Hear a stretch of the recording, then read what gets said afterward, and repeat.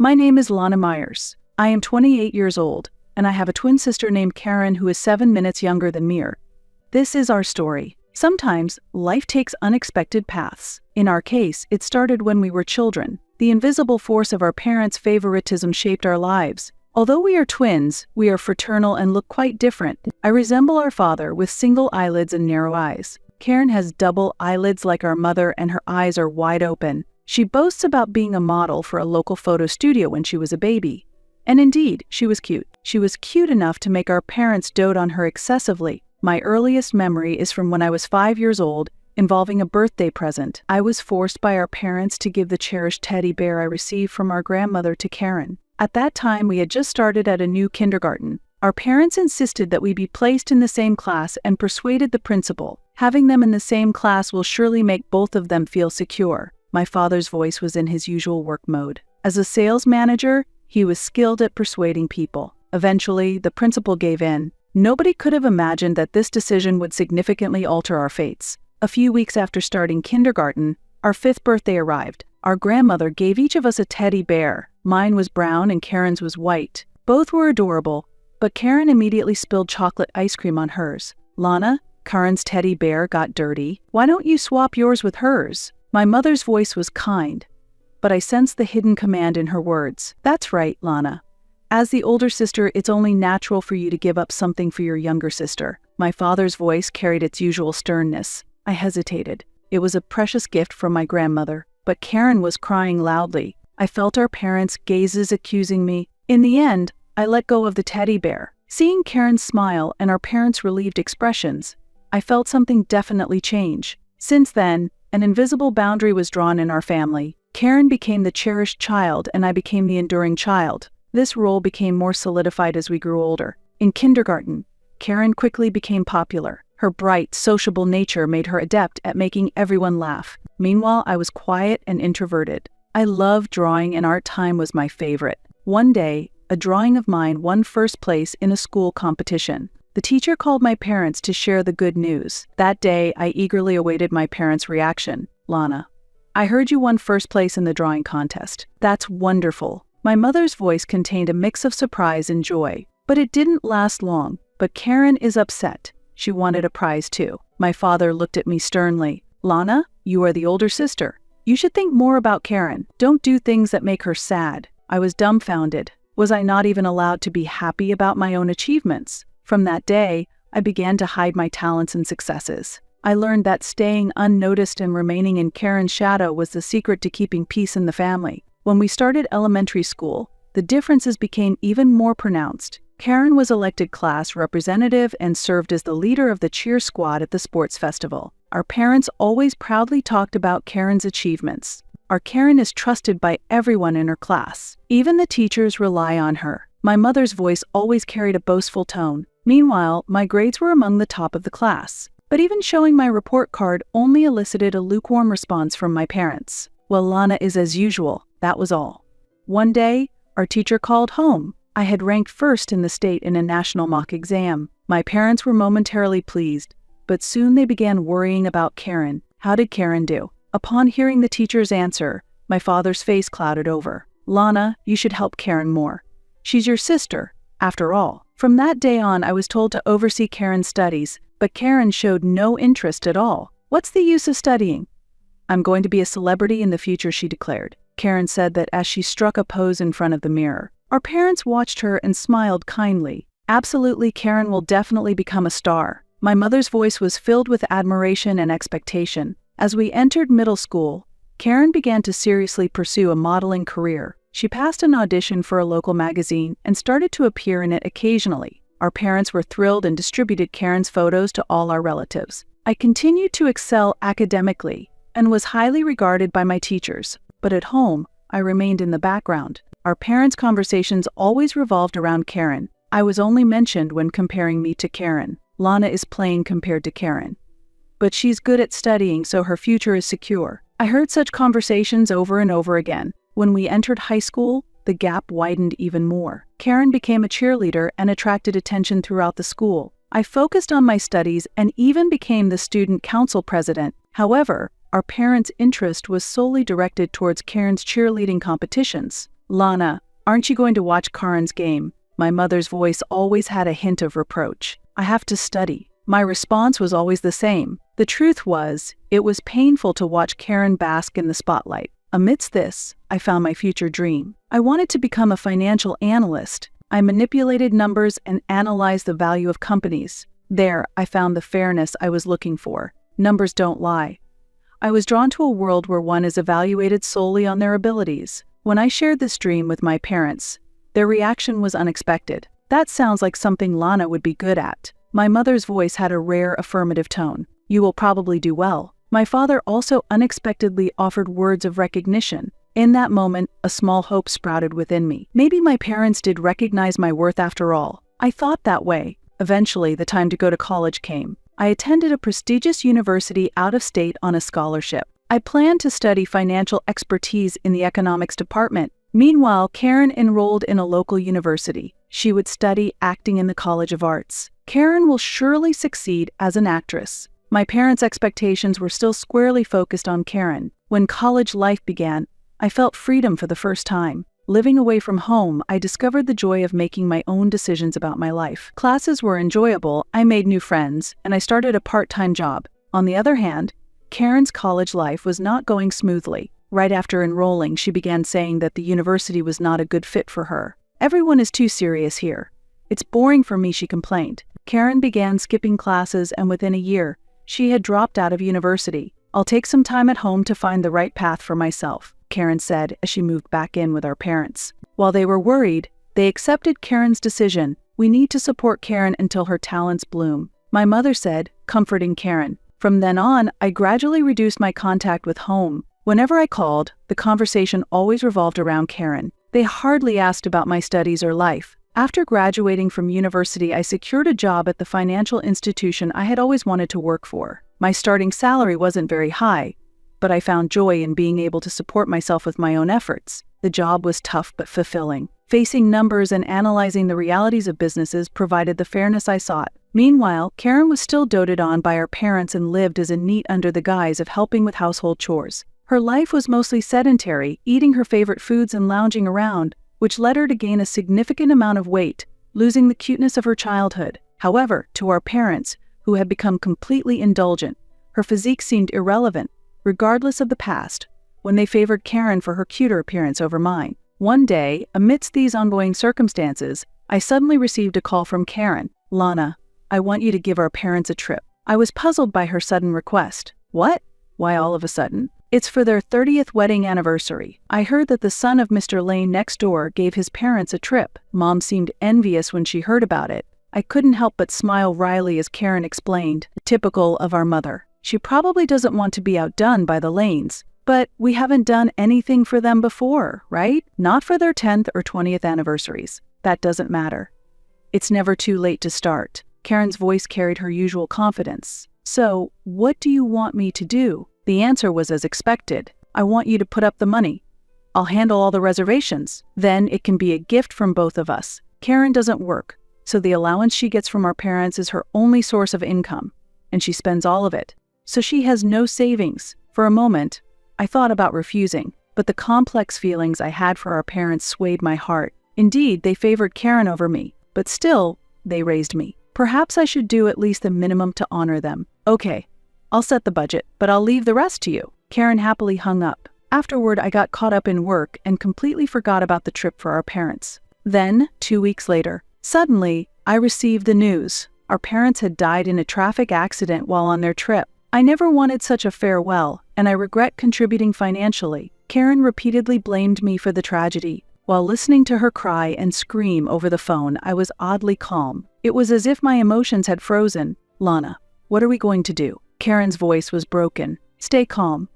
I'm coming home right now. I'll handle everything." After hanging up, I immediately contacted my boss and applied for emergency leave. Then I set off for my childhood home. When I arrived, relatives had already gathered there. Karen was being cradled by one of our mother's friends, crying like a small child. I entered the house quietly and navigated through the bustling relatives to the second floor, to my old room. Stepping into the room, nostalgia hit me, but so did a sense of dissonance. A decade-old poster still hung on the wall, but unfamiliar clothes were carelessly thrown on the bed. Karen had been using it as her room. Taking a deep breath, I shifted my focus. This was no time for sentimentality. There was much to be done. A few days later, the funeral took place. I managed the ceremony methodically. Karen broke down crying, nearly fainting several times. Relatives and our parents' friends were focused on comforting Karen, barely noticing me. After the funeral ended and the relatives had left, Karen and I were alone for the first time. "Lana, what are we going to do now?" Karen asked anxiously. "First, we need to check our parents' will,"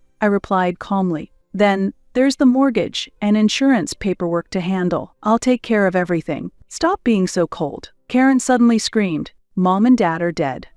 Don't you feel sad at all? It's because of the unnecessary thing you did that Mom and Dad died. Take responsibility for it." Responsibility? Am I not doing enough? Handling all the funeral preparations alone? Could she possibly be referring to the future? At that moment, a chill ran through me. With our parents gone, Karen might intend to depend on me from now on. I was momentarily at a loss for words. True, I hadn't shed a single tear, but that was. "Getting emotional won't solve anything," I said quietly. "We need to deal with reality now." Karen stormed out of the room angrily. The next day, I found the will in Dad's study. It contained something shocking. Although I am healthy and cannot imagine passing away, if I do, half of my estate will go to Mom, and of the remaining, 80% will go to Karen, because she has always been our support, and the rest will go to Lana. I couldn't believe my eyes. Why such an unfair distribution? Just then, Karen entered the room. "What are you looking at?" I handed her the will silently. As she read it, her expression brightened, just as I thought. Mom and Dad really did think about me. In response to her words, emotions I had long suppressed suddenly overflowed. "Thinking about you. Karen, you need to wake up. Our parents coddled you so much that you've become an adult who can't do anything on your own." Karen looked shocked. "What? Why would you say something so mean? Are you jealous?" "Jealous? Don't make me laugh," I scoffed. "I've carved out my life with my own efforts. Meanwhile, you've lived off our parents even at 28. Even this distribution of the inheritance is probably because they knew you couldn't manage on your own." "That's cruel." Karen's eyes welled up with tears. "Are you really my sister?" Her words deeply hurt me. Without a pause, Karen continued, "You're going to live on your own anyway, so just renounce the inheritance." "I have no intention of working.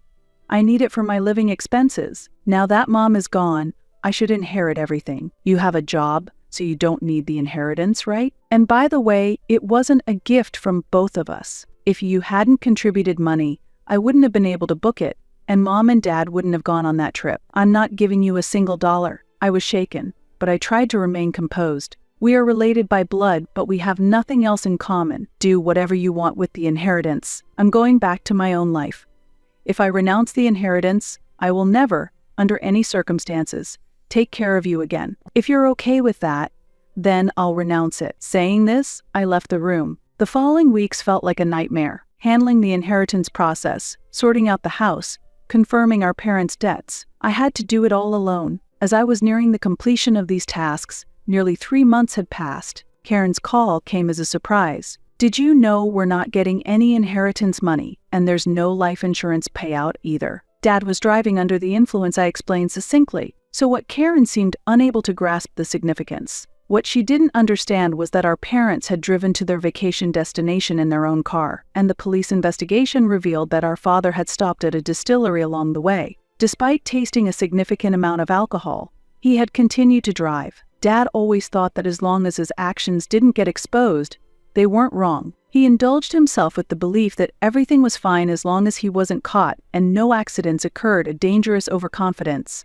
This accident was entirely Dad's fault. But as his daughter, I felt conflicted. But that's all in the past now. In cases of drunk driving, there are clauses that exempt the insurance company from paying out, because it's considered a preventable, reckless act. Therefore, not only life insurance but also collision damage waiver and vehicle insurance payments were not applicable. After I explained this carefully, Karen shrieked in disbelief. She had assumed a substantial insurance payout was assured and was visibly shocked to learn otherwise. Originally, the beneficiary of the insurance was not me but Karen, who was the favored child. "This doesn't concern me. And what's this compensation about?" she demanded further. "It's because he hit a utility pole in the self-induced accident." I explained. Utility poles are public property, and when damaged in a traffic accident, the actual cost of repairs is billed to those responsible. But $80,000 for a concrete pole. That's ridiculous. It's just a pole. And it's not even broken, right? Karen argued. Actually, it caused a power outage. If anything,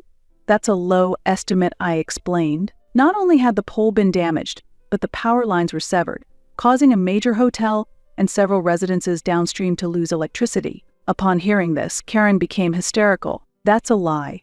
It must be a lie, she screamed. Lana, you must have hidden it all, trying to steal the inheritance from me. I shook my head in disbelief. Karen, face the reality.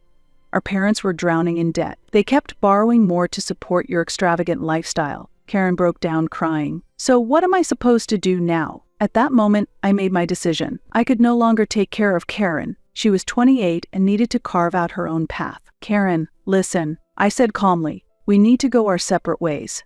You need to forge your own life with your own efforts. I can't look after you anymore. Karen looked at me in shock. What are you talking about? We're sisters, aren't we supposed to help each other? No, that's not how it is. I said firmly. We might be twins, but we're living separate lives now. You need to become independent. Karen became angry. You're so cold. How can you be so cold? Our parents just died, and you choose this time to abandon me. I took a deep breath, steadying myself against her accusations and the emotional turmoil swirling between us. Karen, this isn't abandonment.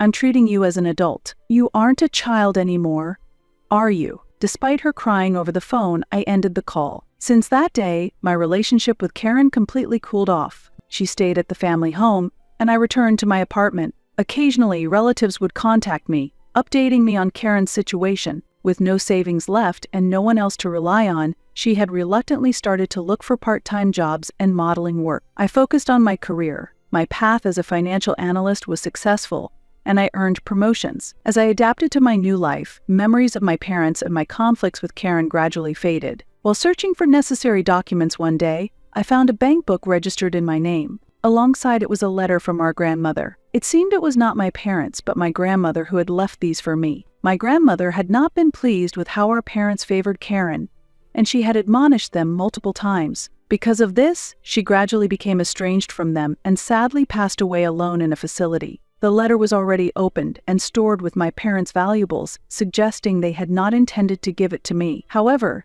this was evidence of my grandmother's affection for me and was rightfully mine. 5 years have passed since then. One day, out of the blue, Karen called me. Lana, I need to talk to you. Her voice was completely different from 5 years ago. It was calm and matured. Is something wrong? I asked cautiously. I'm sorry, Karen's voice trembled. About everything 5 years ago, you were right. I finally realized that. I was speechless. In these 5 years, I've learned so much. The hardships of work, the importance of money, what it means to be independent. And I've come to understand your feelings too. Karen continued. Lana, you've been enduring all along. Because of my selfishness, you gave up so much, didn't you? I'm truly sorry. Tears spilled from my eyes for the first time. Karen, Lana, can we start over?